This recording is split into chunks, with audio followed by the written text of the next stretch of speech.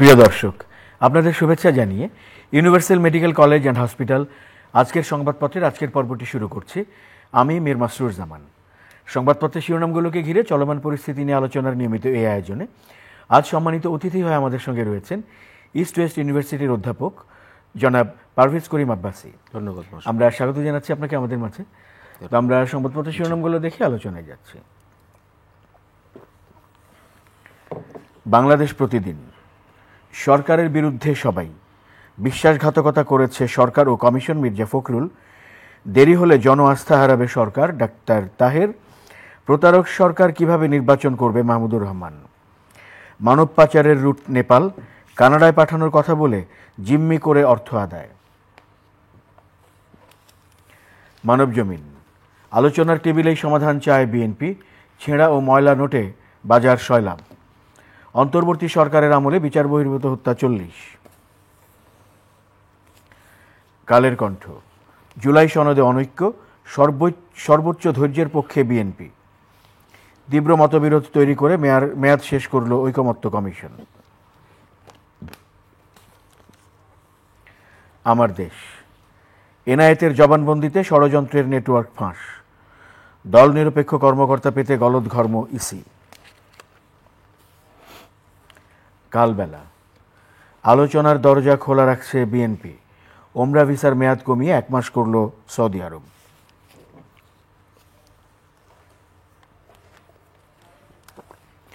দেশ রূপান্তর। ভর্তুকি নেই, নিয়ন্ত্রণও নেই এলপি গ্যাস প্ল্যান্ট। 15 ফেব্রুয়ারির আগেই নির্বাচন হবে প্রেস সচিব। সংসদ নির্বাচনের আগে গণভোটের সম্ভাবনা কম। সময়ের আলো। জট কাটাতে ফের সংলাপ, আশ্চর্যবোধক চিহ্ন রয়েছে। হাসিনা সহ পলাতক 261 জনের নামে পত্রিকায় বিজ্ঞপ্তি। নির্বাচনের আগে অর্থনৈতিক দুর্যোগে দেশ। রাজনৈতিক অনিশ্চয়তায় দেশি বিদেশি বিনিয়োগে মন্দা কাটছেই না। খবরের কাগজ। জুলাই সনদ বাস্তবায়ন, পর্দার আড়ালে সমঝোতার চেষ্টা। আলোচনা সভায় ফখরুল, সরকার ও কমিশন বিশ্বাসঘাতকতা করেছে। করতোয়া। শীতের আগাম সবজিতে স্বস্তি, ডিম মুরগিরও দাম কমেছে।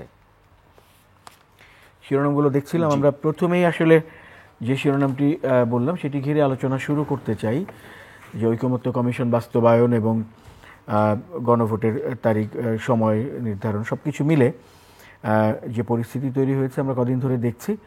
অর্থাৎ মূলত ঐকমত্য কমিশনের যে প্রতিবেদন যেটি জমা হয়েছে সেটিকে ঘিরে তো সরকারের বিরুদ্ধে সবাই, এরকম একটি শিরোনাম করা হয়েছে, সেটার ফলো আপ হিসেবে। ধন্যবাদ। আপনি একটা কথা দিয়ে শুরু করি আজকে আলোচনাটা। ঐকমত্যের কমিশনের নিয়ে আমার যদি কয়েক বছর পর বা মনে করেন 10-15 বছর পর কেউ যদি একটা রিপোর্ট লেখে বা একটা বই লেখে, তাহলে ঐকমত্য কমিশন বাংলাদেশ 2024 থেকে 2025 এর সাবটাইটেল হবে তীরে এসে তরি ডুবানো। আপনি এখন আপনাকে বুঝিয়ে বলছি। এই যে প্রায় 6 মাস থেকে এবং অফিসিয়ালি 6-7 মাসে যে আলাপ আলোচনা হলো, আর আমরা যে এখানে হচ্ছে আনঅফিসিয়ালি পর্দার আড়ালে প্রায় 1 থেকে 1.5 বছর যে আলাপ আলোচনা হলো, এই আলোচনাতে কি আমাদেরকে বাস্তব এখানে আমাদেরকে কি ফলাফল পেলাম? ট্যাঞ্জিবল যে ফলাফল যেগুলো আছে কোনোটাই তো পেলাম না। শেখ হাসিনার সরকারের পতনের পর তখন যে রাজনৈতিক দলগুলোর মধ্যে একটা ঐক্য ছিল, স্বাভাবিক রকমভাবে যত নির্বাচনের কাছাকাছি আমরা আসি ঐক্যটা থাকবে না। এটা হচ্ছে পুরোপুরি হচ্ছে সাধারণ জ্ঞানের ব্যাপার। কিন্তু এই ঐকমত্য কমিশনের এই এত দিন, এই যে এখানে এতগুলো রাজনৈতিক দলকে ওরা এনগেজ করলো, এই যে এখানে যে নেগোসিয়েশনগুলো হলো, এগুলো যেখানে মিডিয়ার সামনে প্রচার প্রসার হলো, এগুলো তো আমার আপনার মতো এখানে ট্যাক্স পেয়ার বা করদাতাদের টাকা থেকে আসে, সাধারণ মানুষের টাকা থেকে আসে। তো এটা থেকে আমরা ফলাফল কি পেলাম? একটাই জিনিস, যেটা হচ্ছে ঐকমত্য কমিশনের কোনো অবদান নাই এখানে। এক হচ্ছে যে ফেব্রুয়ারি 15 আগে নির্বাচনটি হবে, এটা কিন্তু ক্রমাগত কিন্তু অন্তর্বর্তীকালীন সরকারের উপদেষ্টারা এবং প্রধান উপদেষ্টা ডক্টর মোহাম্মদ ইউনূস বলে যাচ্ছে। এই একটার ব্যাপারে অন্তত আমরা দেখছি যেখানে অন্তত পাবলিকলি জনসম্মুখে অন্তর্বর্তীকালীন সরকারে এরা বলে যাচ্ছে। কিন্তু আপনি যদি দেখেন সবচেয়ে বড় রাজনৈতিক দল আওয়ামী লীগের এখন হচ্ছে অ্যাবসেন্সে বিএনপি, তো বাংলাদেশ জাতীয় দলের এখানে ওদের যে অন্তর্বর্তীকালীন সরকারকে যেভাবে ওরা এখন সমালোচনা করছে, তার সাথে সাথে হচ্ছে অন্তর্বর্তীকালীন সরকারের সাথে যাদের খুব গভীর একটা হৃদ্যতা ছিল এবং যথেষ্ট সহায়তা পেত, সেই জামায়াতে ইসলামীর কাছ থেকেও এখন হচ্ছে সমালোচনা এবং চাপের এখানে ওরা হচ্ছে যেখানে যথেষ্ট চাপ আছে অন্তর্বর্তীকালীন সরকারের উপর। এবং যেই দলটিকে বলা হতো কিংস পার্টি, এই ন্যাশনাল সিটিজেন্স পার্টি, সেই এনসিপির এখানে আমরা দেখলাম যে ছাত্র নেতারা তারাও কিন্তু হচ্ছে তাদের সমালোচনার তীর কিন্তু হচ্ছে অন্তর্বর্তীকালীন সরকার এর উপরে কিন্তু যাচ্ছে। তাহলে হচ্ছে যে কি কাজটা হলো, আমাদের 3-4টি জিনিস নিয়ে হচ্ছে এখন মূল বিতর্ক। এক হচ্ছে যে আপনার এই যে যতগুলো সংস্কার মালা এখানে প্রস্তাবিত করা হয়েছে, এই সংস্কারগুলো মালার প্রস্তাবিত করার পর এটা কি গণভোটটা কবে হবে? নির্বাচনের আগে হবে, নির্বাচনের দিনে হবে, আর নির্বাচনের পরে একটা সময় হবে। 2, জামাতের নির্বাচন কিভাবে হবে, যেটা জন্য এবং আরও যেখানে আপনার এনসিপি অন্যান্য দল ছিল, যে আপনার যে প্রপোর্শনাল সিস্টেমে এটার কিন্তু এখনও রেজলিউশন হয় নাই। এবং 3, এখন অন্তর্বর্তীকালীন সরকার এখন যেটা আবার প্রপোজ করেছে যে নির্বাচনের পর আপনার 270 দিনের মাথায় যদি কোনো রিফর্মস না হয়, অটোমেটিকলি এটা সংবিধানের মধ্যে চলে আসবে। এখন সংবিধানের মধ্যে এটাকে এখানে অন্তর্ভুক্তি করাটা, এটার এখতিয়ার কি অন্তর্বর্তীকালীন সরকারে আছে নাকি, এটা তো বিএনপির এখানে নেতারা সরাসরিভাবে উঠিয়েছেন। এবং এই আপনার এখানে অন্তর্বর্তীকালীন সরকারের এখানে আবার যেই দলের এখানে দেখুন যেই দলই আছে, আপনারা জামাত বলেন, বিএনপি বলেন, এনসিপি বলেন, আর যারা ছোট ছোট রাজনৈতিক দল আছে, সবাই কিন্তু এই সরকারকে পক্ষপাতিত্বের অভিযোগে এখানে দোষী করছে। তো অন্তর্বর্তীকালীন সরকারের যে চাপে আছে এই ব্যাপারে আমাদের এখানে কোনো এটা রহস্য না। এবং এখন মনে হচ্ছে যে অন্তর্বর্তীকালীন সরকারের জন্য সবচেয়ে ভালো উপায় হয় বা সবচেয়ে ভালো সমাধান হয়, সম্মানজনক সমাধান হয় যে ফেব্রুয়ারিতে মোটামুটি একটা গ্রহণযোগ্য অন্তর্ভুক্তিমূলক একটা নির্বাচন করে ওরা এখানে হচ্ছে সসম্মানে এখান থেকে হচ্ছে বিদায় নেওয়া, মানে অন্তত ক্ষমতা থেকে সরে আসা। এর সাথে সাথে হচ্ছে যে আপনার ঘোলা জলে মাছ শিকার করার জন্য আমরা দেখলাম যে ভারত থেকে যে আমাদের এখানে যে পলাতক শেখ হাসিনা আছেন, ওনার একটি ভিডিও বার্তা, এবং এটা নিয়ে হচ্ছে যে বেশ কয়েকটি হচ্ছে মিডিয়া হাউসগুলোতে, বিদেশি মিডিয়া চ্যানেলে এগুলোকে রিপোর্ট করা, এটা নিয়ে হচ্ছে এখন রাজনৈতিক ক্যালকুলাসে একটা অস্থিতিশীলতা সৃষ্টি করেছে। তো এতগুলো জিনিস যদি এখানে হয়, তার মানে এটা কি, আমরা একটা জিনিস বুঝতে পারছি যে আমি প্রথম দিন থেকে বলে আসছিলাম যে প্রথম দিকে কিন্তু সবাই কিন্তু ডক্টর ইউনূসের প্রতি এখানে হচ্ছে সবার একটা একটা সদিচ্ছা ছিল, একটা হচ্ছে গুডউইল ছিল, এবং সবাই চেয়েছে অন্তর্বর্তীকালীন সরকার হচ্ছে সুন্দর মতো এখানে হচ্ছে ওরা একটা ট্রানজিশনটাকে এই অভ্যুত্থানের পরে নির্বাচন পর্যন্ত জিনিসটা যাতে সুন্দর মতো ওরা এখানে একটা ভালো একটা কাঠামো দাঁড় করাতে পারে। প্রথম দিকে আমরা হয়তোবা দেখেছিলাম যে আন্তরিকতা কিছু ছিল, নিশ্চয়ই ছিল, চেষ্টাও কিছু ছিল, কিন্তু এতগুলো বিষয় নিয়ে আমাদের এখানে বিতর্ক উঠলো এবং আমাদের মধ্যে ঐক্য কমিশন সব কিছু করতে পারলো, তো ঐক্য স্থাপনা করতে পারলো না। এবং এইটার জন্য আমি বলবো যে এখানে এইটার জন্য শুধু ঐক্য কমিশনের বলবো না, তাদেরই শুধু দোষ আছে, রাজনৈতিক দলগুলো হচ্ছে যে তারা তো পিছুপা হয় না। এবং এখন যেটা হচ্ছে যে নিজেদের মধ্যে এখন নির্বাচনটা নিয়ে কিভাবে হবে এটা নিয়ে প্রশ্ন হওয়ার আগে এখানে আমরা অন্যান্য অনেক জায়গায় চলে যাচ্ছি। সংস্কার আগে নাকি নির্বাচন আগে, বা গণভোট আগে নাকি নির্বাচন আগে, এইসব জিনিসপত্র যখন হচ্ছে যে প্রশ্নবিদ্ধ হচ্ছে, তখন কিন্তু নির্বাচনের এখানে হচ্ছে যে ভবিষ্যৎটা নিয়ে কিন্তু প্রশ্নটা দেখা যাচ্ছে সাধারণ মানুষের মধ্যে। আপনি কিন্তু বলছি নির্বাচন হওয়া উচিত, এবং হচ্ছে একটি পুরো প্রজন্ম কিন্তু এখানে বড় হয়ে উঠেছে, ভোট দেওয়ার বয়সটা হয়েছে, কিন্তু ওরা কিন্তু সুষ্ঠু একটা ভোট কিন্তু ওরা ওদের ভোটাধিকার প্রয়োগ করতে পারে নাই। এই যে ওরা হচ্ছে দেশের নাগরিক হয়ে সবচেয়ে যে মৌলিক যে এখানে দায়িত্ব, যে তাদের ইচ্ছা অনুযায়ী তারা হচ্ছে তাদের প্রার্থীকে হচ্ছে ভোট দেওয়া বা না দেওয়া, এটাও কিন্তু আমাদের উপর দেখুন হচ্ছে যে প্রায় 18 বছর হতে যাচ্ছে। 18 বছরের মতো হচ্ছে যে আমাদের কিন্তু আমাদের দেশে প্রায় 2 দশকের মতো কিন্তু আমাদের একটা সুষ্ঠু নির্বাচন হয় না। আপনি বলছেন শুধু নির্বাচনই কি শুধু হচ্ছে একমাত্র এখানে হচ্ছে সমাধান? না, নিশ্চয়ই না। কিন্তু নির্বাচনের সাথে যে আমাদের যে কাঠামোগত পরিবর্তন হবে, ওটার জন্য আমরা কোন নির্দেশনা যাব, কোন দিকে যাব, এটা নিয়েও আমাদের হচ্ছে যে বড় এখানে অনৈক্য আছে। এবং মাঝখানে দেখুন, আমরা শুধু নিজেদের ঘরের মধ্যে মারপিট করছি তা না, আপনাদের এই নিউজ পেপার রিপোর্টেই আছে যে আমাদের দেশের অর্থনীতির অবস্থা দিনকে দিন আরও খারাপ হচ্ছে। আইএমএফের যে আমাদেরকে যে আমাদের যে ঝুঁকির ব্যাপারে ওরা তালিকাভুক্ত করে, আগে ছিলাম আমরা লো রিস্ক ক্যাটেগরির, মানে আমাদের যে ঝুঁকিটা ছিল এখানে হচ্ছে যে অতটা না, উল্লেখযোগ্য না, এখন হয়ে গেছে মডারেট রিস্ক ক্যাটেগরি। তার মানে কি, এই আমাদের এখানে হচ্ছে ঝুঁকিটা উত্তরোত্তর বেড়ে যাচ্ছে। আমাদের বিদেশি এখানে হচ্ছে দেনার এখানে যে টাকা দেওয়াটা সুদসহ এটা হচ্ছে 29% বেড়ে গেছে বিগত 3 মাসে। এবং সামনে আমাদের হচ্ছে আসল এবং সুদের টাকাটা দিয়ে আমাদের অনেক বেশি টাকা দিতে হবে। আমরা যে এখানে ভূ রাজনৈতিক একটা অস্থিতিশীলতার মধ্যে আমরা এখানে একটা প্রক্সি ওয়ারের শিকার হচ্ছি, যেটা সুদানে হচ্ছে, যেখানে এখানে আপনার যেটা নিয়ে আলাপ আলোচনা হবে, বা লিবিয়াতে হচ্ছে, ইয়েমেনে হচ্ছে, এইসব জায়গার মতো যে আমাদের দেশেও হবে না এমন কোনো গ্যারান্টি নাই। কিন্তু আমরা নিজেদের মধ্যে কে এখন হচ্ছে হালুয়া রুটির জন্য কে ক্ষমতায় যাব, কীভাবে কতদিন আমি ক্ষমতায় থাকতে পারবো, এটা নিয়ে মারপিট হচ্ছে। নিশ্চয়ই রাজনৈতিক দলের একটা নিশ্চয়ই অভিষ্ট লক্ষ্য আছে যে ক্ষমতায় যাওয়ার জন্য। পিআর সিস্টেমটা এখানে যে এটার সুবিধাটা কি, এটা নিয়েও তো এখন ভালো মতো বলা হয়নি। পিআর সিস্টেমের ধারণা করা হচ্ছে যে ছোট যে রাজনৈতিক দলগুলো আছে first pass the post system দিয়ে গেলে এখানে হচ্ছে যে যে মানে ব্রুট মেজরিটি একটা দলের হবে এবং তার উপর কোনো এখানে আপনার কোনো পার্লামেন্টারি চেক অ্যান্ড ব্যালেন্সেস থাকবে না। কিন্তু আমরা দেখেছি যে কোনো সিস্টেমই, কোনো গণতান্ত্রিক বা ইলেকট্রাল সিস্টেমই পারফেক্ট না, it's a work in progress. যুক্তরাষ্ট্রের নির্বাচনের এখানে প্রক্রিয়াকে এখন বলা হচ্ছে এটা রিফর্ম দরকার, ফ্রান্সের রিফর্মসের কথা বলা হচ্ছে, যুক্তরাজ্যের রিফর্মসের কথা বলা হচ্ছে।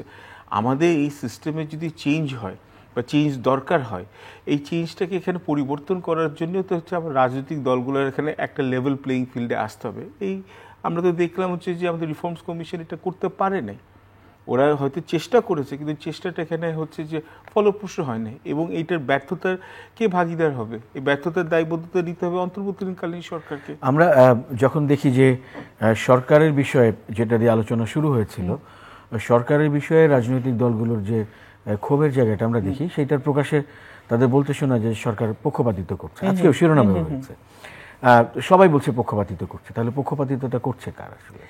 সমস্যা এখানেই হচ্ছে, আপনি যতদিন আপনি আপনার ম্যান্ডেটের এখানে আপনি যখন একটা ইলেক্টেড গভর্নমেন্ট না, এটা আপনি যখন প্রথমে আপনি ইলেক্টেড গভর্নমেন্ট নন এবং আপনারা সবাই জানছে, সবার একটা ধারণা আছে যে আপনি নির্বাচন করবেন এবং আপনার কিন্তু মানুষের একটা জনসমর্থন আছে ঠিকই, কিন্তু মানুষের জনসমর্থন ততদিন পর্যন্ত আছে যতদিন আপনি হচ্ছে নির্বাচনের রূপরেখা ঘোষণা না করেন, মানে সুষ্ঠু নির্বাচন পর্যন্ত আপনি থাকবেন, এটা তদারকি করবেন।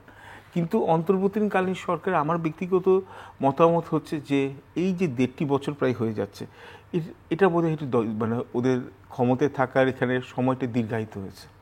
6 মাস বা এখানে বা 9 মাস আগে যদি নির্বাচন দিত, হয়তো অন্তর্বর্তীকালীন সরকারের এত সমালোচনা হতো না। প্রথম দিকে সরকারের এই অন্তর্বর্তীকালীন সরকারের উপরে হচ্ছে সমালোচনার তীর ছিল যে এনসিপিকে হচ্ছে দরকারের চেয়ে বেশি প্রাধান্য দেওয়া, আচ্ছা, সরকারি সুযোগ সুবিধা দেওয়া। পরের দিকে দেখা গেল যে জামায়াতে ইসলামের প্রতি তাদের হচ্ছে অন্তর্বর্তীকালীন সরকারের এক ধরনের হচ্ছে দুর্বলতা দেখা, বা তাদেরকে হচ্ছে যে তাদের উপর হচ্ছে লিন অন করা, ওদের সাপোর্টটাকে শোর করার জন্য। এবং পরের দিকে দেখা গেল যে লন্ডনে যখন হচ্ছে ডক্টর ইউনূস এবং হচ্ছে বিএনপি অ্যাক্টিং প্রেসিডেন্ট জনাব তারেক রহমানের মধ্যে যখন দেখা সাক্ষাৎ হলো, তখন কিন্তু আবার বাকি দলগুলোর কিন্তু এখানে সমালোচনা হলো যে অন্তর্বর্তীকালীন সরকার বোধহয় বিএনপির সাথে এক ধরনের একটা আন্ডারস্ট্যান্ডিং হয়ে গেছে। তো এখন অন্তর্বর্তীকালীন সরকারের মধ্যে হচ্ছে উপদেষ্টাদের মধ্যে আমরা দেখলাম 3টি রাজনৈতিক দল আবারও সেই একই জিনিসের পুনরাবৃত্তি, যে ওরা বলা হচ্ছে যে এদের মধ্যে অন্তর্বর্তীকালীন সরকারের মধ্যে অনেক উপদেষ্টা আছে যে এক একটি রাজনৈতিক দলের প্রতি তাদের একটা সহানুভূতি আছে। কিছু উপদেষ্টাকে ওপেনলি এনসিপি এখানে ধরি, তারা বলেছে কিছু উপদেষ্টা হচ্ছে বিএনপির প্রতি দুর্বল, কিছু উপদেষ্টা হচ্ছে আপনার জামায়াতে ইসলামের প্রতি দুর্বল, কিছু উপদেষ্টা হচ্ছে জাসদের প্রতি দুর্বল। তো তাদের সাথে সবচেয়ে নিবিড়ভাবে যে দলটি এখানে সম্পৃক্ত ছিল সেই দলই যদি অভিযোগ করে সাধারণ মানুষের মধ্যে, তাহলে এটার প্রভাব পড়বে। এবং এই রকম অবস্থাতে এইরকম অবস্থাতে নির্বাচন এখানে সুষ্ঠুভাবে এখানে আয়োজন করার জন্য দেশে এখানে হচ্ছে যে আইন শৃঙ্খলা এখানে মাঠ পরিস্থিতিটা, এটাতে অন্তর্বর্তীকালীন সরকার এখন মনোযোগ দিতে পারছে না, অর্থনীতির চাকাটা ঘোরাতে পারছে না। এবং তার সাথে সাথে হচ্ছে আওয়ামী লীগের যারা হচ্ছে যেখানে এখানে আপাতত যেখানে আওয়ামী লীগের পলিটিক্যাল অ্যাক্টিভিটিস ব্যান করা আছে, কিন্তু আমরা দেখছি যে পেপারে আসে, মিডিয়াতে আসে যে আওয়ামী লীগের এখানে অনেক হচ্ছে সমর্থক হঠাৎ করে হচ্ছে যেটা বলে ঝটিকা মিছিল করছে, বা এখানে নানান ধরনের সোশ্যাল মিডিয়া এখানে ডিসইনফরমেশন বা মিসইনফরমেশন সরকারের কথা অনুযায়ী এখানে দেখা যাচ্ছে। তো অনেক কিছু মিলে পলিটিক্যাল টেনশনটা চরমে হয়ে যাচ্ছে। এবং অন্তর্বর্তীকালীন সরকারের মধ্যে মনে হচ্ছে কি একটা ঘোড়ার গাড়িতে এখানে তিনটা যদি ঘোড়া যদি থাকে, তিনটা ঘোড়া তিন দিকে যাচ্ছে, তার জন্য হচ্ছে আপনি কোনো দিকে যেতে পারছেন না। এত কিছু জিনিসে অন্তর্বর্তীকালীন সরকার জড়িয়ে পড়েছে যে কোনো জিনিসটা এখন ঠিক মতো সম্পাদন করতে পারছে না, সদিচ্ছা থাকা সত্ত্বেও আমি যদি ধরি। এবং তারপরেও যদি বারবার আপনি যদি বলেন যে সতর্ক থাকতে হবে, যে হঠাৎ করে আক্রমণ আসতে পারে, যদি আপনারা যদি প্রধান উপদেষ্টা বলেন বা ওনার যে উপদেষ্টা সদস্য মণ্ডলী থেকে যারা আছেন তারা যদি বলেন, তাহলে জনমনের মধ্যে তো এখানে হচ্ছে যে এখানে আতঙ্ক সৃষ্টি হবে, এবং দুই হচ্ছে নির্বাচনের ব্যাপারে আরও সন্দেহ সৃষ্টি হবে, যেটা আমরা চাই না। অন্তর্বর্তী সরকারের আমলে বিচার বহির্ভূত হত্যা চললে, সেটি হচ্ছে মানবাধিকার সংস্থা অধিকারের রিপোর্টের ভিত্তিতে করা শিরোনাম। আরেকটি শিরোনাম হচ্ছে অজ্ঞাতনামা লাশ আর কারা হেফাজতে মৃত্যু বেড়েছে, মানবাধিকার সংস্কৃতি ফাউন্ডেশনের সূত্রে করা রিপোর্ট। দেখুন, এমন তো না যে এটা হচ্ছে যে হঠাৎ করে বাংলাদেশের নামে এই সমালোচনাগুলো আসে। শেখ হাসিনার সরকারের আমলে বা তার আগেরও যেখানে সরকারের আমলে যেগুলো ছিল, বিএনপি সরকারের আমলে, আমাদের কিন্তু অ্যামনেস্টি ইন্টারন্যাশনাল যখনই ওদের বা অন্যান্য হিউম্যান রাইটস ওয়াচে যখন রিপোর্টগুলো আসতো, ক্ষমতায় যারা ছিলেন তখন আওয়ামী লীগের সময়, এখানে শেখ হাসিনার সরকারের সময়, তার আগে বিএনপি সরকারের আমলে বা 111 সরকারের আমলে, আর এখন হচ্ছে ডক্টর ইউনূসের আমলে, তখনই কিন্তু হচ্ছে দেখা যায় হচ্ছে এটা নিজার রিয়াকশন হয় যে সরকারের লোকরা বলে না না না এটা অতিরঞ্জন। কিন্তু কথা তো ঠিক যে আমাদের দেশে কিন্তু হচ্ছে যে আইন শৃঙ্খলার এখানে হচ্ছে যেখানে যে আমাদের প্রতি যে রেসপেক্টটা বা আমাদের যে আইন শৃঙ্খলা মানার যে প্রবণতা অত্যন্ত কমে গেছে। এবং বিগত অগস্ট 2024 সময় যে শেখ হাসিনার সরকারের যখন পতন হয়েছে, তখন যে আইন শৃঙ্খলা অবস্থা যেভাবে বাজেভাবে অবনতি হয়েছে তার তুলনায় এখনও ভালো। কিন্তু বিচার বহির্ভূত হত্যা একটা হোক 40টা হোক, কোনোটাই মানা যায় না। আপনি বলতে পারেন আগের তুলনায় হয়তো বা কমে গেছে, কিন্তু বিচার বহির্ভূত হত্যাকাণ্ড হওয়া মানেই হচ্ছে আমাদের দেশের জনগণের মধ্যে আমাদের আইন শৃঙ্খলা রক্ষাকারী বাহিনীর প্রতি আস্থাটা কমে যাওয়া, 2 আমাদের আন্তর্জাতিক মহলে আমাদের হচ্ছে ভাবমূর্তি বিনষ্ট হওয়া, এবং 3 হচ্ছে ভবিষ্যতে বাংলাদেশের বিরুদ্ধে যারা কাজ করছে, বাংলাদেশের বিরুদ্ধে তো যেখানে আন্তর্জাতিক শক্তি যেগুলো আছে তারা কিন্তু এইগুলো আমাদের ভাবমূর্তি ক্ষুণ্ণ করার জন্য এইগুলো কিন্তু যথেষ্ট রসদ। তো এইগুলোর প্রতি কিন্তু সরকারের, এবং যেহেতু অন্তর্বর্তীকালীন সরকার এখন ক্ষমতায় আছে, এটার দায় কিন্তু তাদেরকে নিতে হবে, এবং এইগুলোর কিন্তু সুষ্ঠু এখানে নিরপেক্ষ তদন্ত করতে হবে এবং লোকের সাথে এটা শেয়ার করতে হবে।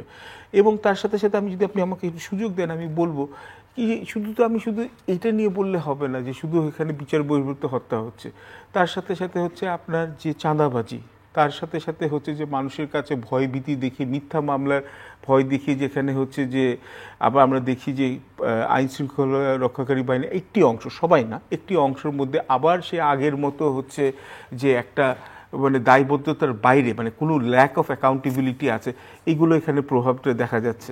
এবং আমরা দেখছি যে নারীদের উপরে যারা হচ্ছে আমাদের দেশের সংখ্যাগরিষ্ঠ, আমাদের মা, আমাদের বোন, আমাদের বউ, আমাদের বোন, সবাই নারী, 51% হচ্ছে নারী এই দেশের জনসংখ্যার সংখ্যাগরিষ্ঠ, তাদের উপর হচ্ছে বিভিন্নভাবে আক্রমণের মাত্রা বেড়েই যাচ্ছে। এখন তো আমি সেই দিন আগে দেখলাম, লজ্জায় মাথা হিট হয়ে গেল যে এর জন্য কি আমরা অগস্টে এখানে বিপ্লবটা করেছিলাম, যেখানে একটা বাসে, আপনি দেখেছেন এখানে ভিডিওটা হয়েছে যে একটা বাসে একটা নারী প্যাসেঞ্জারের উপরে এখানে হচ্ছে এখানে তার কাপড় পরার ব্যাপারে কটূক্তি করাতে মহিলা প্রতিবাদ করার জন্য তাকে হচ্ছে যে তার সাথে ধস্তাধস্তি হলো। এবং সবচেয়ে লজ্জাস্কর হচ্ছে ওই পুরো বাসে বাকি যেখানে প্যাসেঞ্জার যারা আছে, যারা সহযাত্রী আছে, একজনও প্রতিবাদ করেনি। এটা কিন্তু শুধু একদিনের ঘটনা কিন্তু না, সব জায়গায় কিন্তু এখানে কম আর বেশি হচ্ছে। নারীদের নিরাপত্তা যদি হীনতাতে ভুগে, তাহলে কিন্তু এটা গর্বের বিষয় না। এবং এটার জন্য কিন্তু আমি বলবো অন্তর্বর্তীকালীন সরকারের উপদেষ্টাদের একটা ভালো জিনিস, ওরা হচ্ছে খুব তাড়াতাড়ি এইগুলোকে হচ্ছে সব ওখানে কন্ডেম করেন, কিন্তু আমার আনফর্চুনেটলি এটার সাথে ফলো আপ আমরা দেখতে পাচ্ছি না। এবং তাহলে কি হচ্ছে, আমাদের এখানে হচ্ছে আন্তর্জাতিক মহলে আমাদের যে ডেভেলপমেন্ট পার্টনার যারা আছেন তাদের কাছে তো আমাদের এখানে ইমেজটা ক্ষুণ্ণ হচ্ছে। এবং আমাদের নাগরিকদের যদি দায়িত্ব এবং নাগরিকদের যদি নিরাপত্তা বিঘ্নিত হয়, আমাদের নারীদের যদি বিঘ্নিত হয়, বা অন্য বিভিন্ন হচ্ছে রাজনৈতিক মতাদর্শের লোকদের যদি এখানে হচ্ছে নিরাপত্তা না দিতে পারে, আমি তার মতামতের সাথে আমি একমত না, বা তার রাজনৈতিক মতাদর্শের সাথে আমার একমত না, কিন্তু তার জানমালের নিরাপত্তা আমি দিব না কেন, যদি সে দেশের আইন না ভঙ্গ না করে, বা হচ্ছে যে আমার মনে করুন যে আমার ধর্মীয় যেখানে সংখ্যালঘু যে সম্প্রদায় আছে তাদেরকে যদি এখানে নিরাপত্তাহীনতা একটা যদি ভাবটা আসে, অ্যাকচুয়ালি হোক না হোক, পারসেপশন যদি থাকে, তাহলে তো একটা দেশের জন্য কিন্তু গর্বের কিছু না। কেন বাংলাদেশ হচ্ছে 18 কোটি দেশের লোক, সবাই এখানকার হচ্ছে সমান নাগরিক। তো আমাদের দেশের লোকদের মধ্যে আমাদের মধ্যে এই বিভেদটা কেন হবে? তো তাহলে কিসের জন্য হচ্ছে এই নির্বাচন, কিসের জন্য হচ্ছে এত কিছু সংস্কারের কথা, যদি আমাদের দেশের লোকরাই যদি এত কষ্ট থাকে। মানব পাচারের রুট নেপাল, এই শিরোনামটি আমরা দেখছিলাম, এবং কানাডায় পাঠানোর কথা বলে জিম্মি করে অর্থ আদায়, এবং আমরা দেখছি যে লিবিয়া থেকে একদলকে বাংলাদেশে ফেরতও আনা হচ্ছে। জি, বেশ অনেক বহু বছর ধরে এটা চলছে। এবং দুঃখজনক ব্যাপার হচ্ছে যে বাংলাদেশে এটা নিয়ে মাঝে মধ্যে এটা সেন্সিটাইজেশন হয়, কিন্তু আমরা দেখেছি হচ্ছে যে বিদেশে কাজ করার সুযোগ দিয়ে অবৈধভাবে ওদেরকে অনেক বাংলাদেশিদেরকে নিয়ে যাওয়া হয়েছে হচ্ছে যে প্রথমে নিয়ে যাওয়া হয়েছে মালয়েশিয়াতে, বা হচ্ছে মালয়েশিয়ার জায়গায় কাছাকাছি, আগে তো বড় থেকে গৃহযুদ্ধ হচ্ছে না, ভিয়েতনামের দিকে নিয়ে যাওয়া হতো, এবং হচ্ছে আপনাকে নিয়ে যাওয়া হচ্ছে লিবিয়া বা হচ্ছে সুদান বা এইসব জায়গায়, এবং ওখানে হচ্ছে তারপর আপনাদেরকে জিম্মি করে আপনার কাছে টাকা নেওয়া হয়, নাহলে হচ্ছে তাদের হচ্ছে অর্গান ট্রেডিং করা হয়। তো এইরকম যে একটা কাহিনী, এটার জন্য হচ্ছে প্রথমত হচ্ছে সরকারের যে সংশ্লিষ্ট কর্তৃপক্ষ আছে, যে যারা এখানে রেমিটেন্সের সাথে এখানে সংক্রান্ত আছে, বা এখানে যে আমাদের এই প্রবাসী কল্যাণের যে মন্ত্রণালয় যারা আছে, তাদের হচ্ছে এটা সেন্সিটাইজেশন প্রোগ্রাম করা উচিত, এবং এটা হচ্ছে ম্যাস অ্যাওয়ারনেস করা উচিত যে মানুষ থেকে কীভাবে হচ্ছে প্রতারণার টোপে দেওয়া হয়। এবং বাংলাদেশের জন্য আপনি দেখবেন কিন্তু এখন ভিয়েতনামে আমাদের ভিসা পাওয়া কঠিন হয়ে যাচ্ছে, থাইল্যান্ডে ভিসা পাওয়া কঠিন হয়ে যাচ্ছে, মালয়েশিয়াতে ভিসা পাওয়া অনেক কঠিন হয়ে যাচ্ছে, এমনকি চীনে যদি আপনি যান, আমি আমার ব্যক্তিগত অভিজ্ঞতা বলতে পারি, একটা ইউনান প্রভিন্সের একটা সরকারি এখানে একটা কনফারেন্সে গেছিলাম 1 বছর আগে, কিন্তু যেহেতু আমরা বাংলাদেশি নাগরিক, আমাদের সাথে ওরা যেভাবে এখানে আচরণ করলো, প্রথমে আমরা খুব এখানে হচ্ছে লজ্জিত হয়েছিলাম, অপমানিত হয়েছিলাম, কিন্তু পরে খবর পেলাম যে আমাদের বাংলাদেশিদের একটা র্যাকেট কিছু ইউনানের এখানে প্রভিন্সে ওরা অপারেট করছে। আমি 1 বছর আগেকার কথা বলছি, যারা হচ্ছে মানব পাচারের সাথে এখানে সম্পৃক্ত ছিল, ওটা ধরা পড়েছে, এবং তারপর হচ্ছে এত সিকিউরিটি আমাদের দেশে। কিন্তু তার মানে এই যে অর্থনৈতিক প্রবৃদ্ধির কথা আমরা বলছি, আমরা এই যে বলছি যে আমাদের টেকসই উন্নয়ন হয়েছে, কিছু অর্থনৈতিক প্রবৃদ্ধি হয়েছে, কিন্তু যেখানে দেশে 25% হচ্ছে যে এখানে দারিদ্র সীমানার নিচে, তখন কিন্তু আপনার এই অবৈধ এখানে হচ্ছে মানব পাচারের এই ব্যবসাটা কিন্তু আরও জাঁকিয়ে বসবে। এবং এর জন্য কিন্তু ল এনফোর্সমেন্ট এজেন্সিস, গভর্নমেন্ট এজেন্সিসদেরকে, মিনিস্ট্রিজদেরকে আরও অ্যাক্টিভ হতে হবে, না হলে কিন্তু আমাদের এই আনফর্চুনেটলি এই দুর্দশা থেকে আমরা বের হতে পারবো, এবং আমাদের সাধারণ বাংলাদেশি নাগরিকরা কিন্তু এই কষ্টে ওদের কষ্ট বেড়ে যাবে, এবং এই বেড়াজাল থেকে আমরা বের হতে পারবো না। অনেক অনেক ধন্যবাদ অধ্যাপক পারভেজ করিম আব্বাসী আজকে আমাদেরকে সময় দেওয়ার জন্য। প্রিয় দর্শক, আপনাদেরও ধন্যবাদ সঙ্গে থাকার জন্য। চ্যানেল আইয়ের নিয়মিত আয়োজন universal medical college and hospital আজকের সংবাদপত্রের আজকের পর্বটি এ পর্যন্তই।